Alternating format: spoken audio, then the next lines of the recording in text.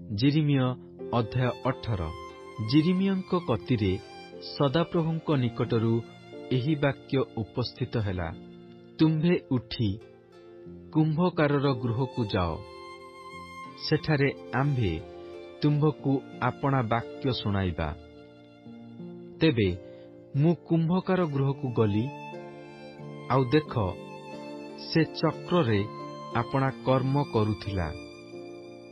କୁମ୍ଭକାର ମୃତ୍ତିକାର ଯେଉଁ ପାତ୍ର ନିର୍ମାଣ କରୁଥିଲା, ତାହା ତାହାର ହସ୍ତରେ ବିଗିଡ଼ି ଯିବାରୁ କୁମ୍ଭକାର ତାହା ନେଇ ଆପଣା ଇଚ୍ଛାନୁସାରେ ଆଉ ଗୋଟିଏ ପାତ୍ର ନିର୍ମାଣ କଲା। ତହୁଁ ମୋ ନିକଟରେ ସଦାପ୍ରଭୁଙ୍କର ଏହି ବାକ୍ୟ ଉପସ୍ଥିତ ହେଲା। ସଦାପ୍ରଭୁ କହନ୍ତି, ହେ ଇସ୍ରାଏଲ ବଂଶ, ଆମ୍ଭେ କି ଏହି କୁମ୍ଭକାର ପରି ତୁମ୍ଭ ପ୍ରତି କରି ନ ପାରୁ? ହେ ଇସ୍ରାଏଲ ବଂଶ, ଦେଖ, ଯେପରି ମୃତ୍ତିକା କୁମ୍ଭକାରର ହସ୍ତରେ, ସେପରି ତୁମ୍ଭେମାନେ ଆମ୍ଭ ହସ୍ତରେ ଅଛ। ଯେତେବେଳେ ଆମ୍ଭେ କୌଣସି ଗୋଷ୍ଠୀ ଓ ରାଜ୍ୟ ବିଷୟରେ ଉତ୍ପାଟନ ଓ ଅଧପତନ ଓ ବିନାଶର କଥା କହିବା, ସେତେବେଳେ ଯେଉଁ ଗୋଷ୍ଠୀ ବିଷୟରେ ଆମ୍ଭେ କହିଅଛୁ, ସେମାନେ ଯେବେ ଆପଣା ଆପଣା ଦୁଷ୍କର୍ମରୁ ଫେରନ୍ତି, ତେବେ ସେମାନଙ୍କ ପ୍ରତି ଯେଉଁ ଅମଙ୍ଗଳ ଘଟାଇବାକୁ ଆମ୍ଭେ ମନରେ କଲୁ, ତହିଁରୁ ଆମ୍ଭେ କ୍ଷାନ୍ତ ହେବା। ପୁଣି ଯେତେବେଳେ ଆମ୍ଭେ କୌଣସି ଗୋଷ୍ଠୀ କି ରାଜ୍ୟ ବିଷୟରେ ଗଠନ ଓ ରୋପଣର କଥା କହିବା, ସେତେବେଳେ ସେ ଯେବେ ଆମ୍ଭର ରବ ନ ମାନି ଆମ୍ଭ ଦୃଷ୍ଟିରେ ଦୁଷ୍କର୍ମ କରେ, ତେବେ ଆମ୍ଭେ ତାହା ପ୍ରତି ଯେଉଁ ମଙ୍ଗଳ କରିବାର କଥା କହିଲୁ, ତହିଁରୁ ଆମ୍ଭେ କ୍ଷାନ୍ତ ହେବା। ଏ ନିମନ୍ତେ ଏବେ ତୁମ୍ଭେ ଜିହୁଦାର ଲୋକମାନଙ୍କ ଓ ଜିରୁସାଲମ ନିବାସୀମାନଙ୍କ ନିକଟକୁ ଯାଇ କୁହ, ସଦାପ୍ରଭୁ ଏହି କଥା କହନ୍ତି, ଦେଖ, ଆମ୍ଭେ ତୁମ୍ଭମାନଙ୍କ ବିରୁଦ୍ଧରେ ସଂକଳ୍ପ କରୁଅଛୁ। ଏବେ ତୁମ୍ଭେମାନେ ପ୍ରତ୍ୟେକେ ଆପଣା ଆପଣା କୁପଥରୁ ଫେର, ପୁଣି ଆପଣା ଆପଣା ପଥ ଓ ଆପଣା ଆପଣା କ୍ରିୟାର ଶୋଧନ କର। ମାତ୍ର ସେମାନେ କହନ୍ତି, ଭରସା ନାହିଁ, କାରଣ ଆମ୍ଭେମାନେ ଆପଣା ଆପଣା ସଂକଳ୍ପ ଅନୁସାରେ ଚାଲିବା ଓ ଆମ୍ଭେମାନେ ପ୍ରତ୍ୟେକେ ଆପଣା ଆପଣା ଦୁଷ୍ଟ ଅନ୍ତଃକରଣର ଅବାଧ୍ୟତାନୁସାରେ କର୍ମ କରିବା। ଏଣୁକରି ସଦାପ୍ରଭୁ ଏହି କଥା କହନ୍ତି, ତୁମ୍ଭେମାନେ ଏବେ ନାନା ଦେଶୀୟମାନଙ୍କ ମଧ୍ୟରେ ପଚାର, ଏପରି କଥା କିଏ ଶୁଣିଅଛି? ଇସ୍ରାଏଲର ଅନୁଢ଼ା କନ୍ୟା ଅତ୍ୟନ୍ତ ରୋମାଞ୍ଚଜନକ କାର୍ଯ୍ୟ କରିଅଛି। ଲିବାନୋନର ହିମ କି କ୍ଷେତ୍ରସ୍ଥ ଶୈଳରେ ଅଭାବ ହେବ, କି ଅବା ଦୂରରୁ ପ୍ରବାହିତ ସୁଶୀତଳ ଜଳସ୍ରୋତ କି ଶୁଷ୍କ ହେବ?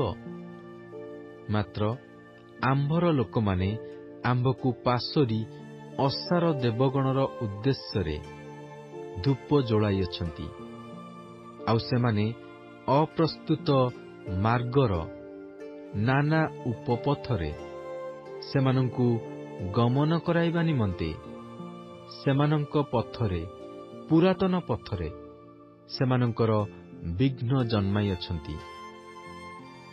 ଏଥିରେ ସେମାନଙ୍କର ଦେଶକୁ ବିସ୍ମୟର ଓ ନିତ୍ୟ ଶିସ୍ ଶବ୍ଦର ପାତ୍ର କରନ୍ତି। ତହିଁର ନିକଟ ଦେଇ ଗମନକାରୀ ପ୍ରତ୍ୟେକ ଲୋକ ବିସ୍ମୟାପନ୍ନ ହୋଇ ଆପଣା ମସ୍ତକ ହଲାଇବ। ଆମ୍ଭେ ଶତ୍ରୁ ସମ୍ମୁଖରେ ପୂର୍ବୀୟ ବାୟୁ ଦ୍ୱାରା ଛିନ୍ନ ହେଲା ପରି ସେମାନଙ୍କୁ ଛିନ୍ନ ଭିନ୍ନ କରିବା। ଆମ୍ଭେ ସେମାନଙ୍କ ବିପଦ ଦିନରେ ସେମାନଙ୍କ ପ୍ରତି ଅଭିମୁଖ ନ ହୋଇ ବିମୁଖ ହେବା। ତେବେ ସେମାନେ କହିଲେ, ଆସ, ଆମ୍ଭେମାନେ ଯିରିମିୟ ବିରୁଦ୍ଧରେ ପରାମର୍ଶ କରୁ। କାରଣ ଯାଜକ ନିକଟରୁ ବ୍ୟବସ୍ଥା ଅବା ଜ୍ଞାନବାନ ନିକଟରୁ ମନ୍ତ୍ରଣା ଅଥବା ଭବିଷ୍ୟତ୍ ବକ୍ତା ନିକଟରୁ ବାକ୍ୟ ଲୁପ୍ତ ହେବ ନାହିଁ। ଆସ, ଆମ୍ଭେମାନେ ଜିହ୍ୱା ଦ୍ୱାରା ତାହାକୁ ପ୍ରହାର କରୁ, ପୁଣି ତାହାର କୌଣସି କଥାରେ ମନୋଯୋଗ ନ କରୁ। ହେ ସଦାପ୍ରଭୁ, ମୋ ପ୍ରତି ମନୋଯୋଗ କର ଓ ମୋ ସଙ୍ଗେ ବିରୋଧକାରୀମାନଙ୍କର କଥାରେ ଅବଧାନ କର। ମଙ୍ଗଳର ପରିଶୋଧରେ କି ଅମଙ୍ଗଳ କରାଯିବ? କାରଣ ସେମାନେ ମୋ ପ୍ରାଣ ପାଇଁ ଗର୍ତ୍ତ ଖୋଳିଅଛନ୍ତି।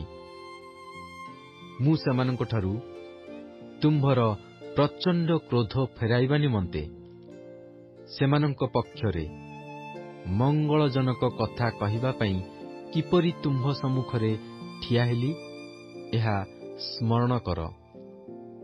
ଏହେତୁ ତୁମ୍ଭେ ସେମାନଙ୍କ ସନ୍ତାନଗଣକୁ ଦୁର୍ଭିକ୍ଷରେ ସମର୍ପଣ କର ଓ ସେମାନଙ୍କୁ ଖଡ୍ଗର ପରାକ୍ରମରେ ଛାଡ଼ିଦିଅ।